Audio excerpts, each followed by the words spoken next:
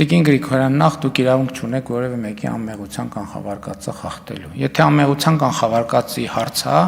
այդ թվում մեր երկրի հարազատ հանքարդյունաբերության հետ կապված, մի հատ բոքսի պերչաթկեքով մեկ կար տեր, նստած մի չգիտեմ էլ ուրա։ Դրա անմեղության կանխավարկածի մասին մտածեիք, որը իմիջիայլոց ձեզ հետ էլ էին որոշ ձևերով կապում, մի հատ եթե տենց այդ ժանրով գնանք, մենք էլ կասենք, եկեք նայենք հələ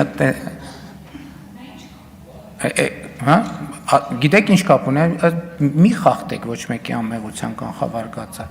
Անուններ եք տալիս, որ տարել է, վերջը մարդկանց հետ հիմա ասում եմ, եթե տրամաբանությամբ գնանք, կգնանք ասում եմ, այդտեղ այդ բոքսի պերչաթկեքով նստած մի հատ բան կար, տենց ինչ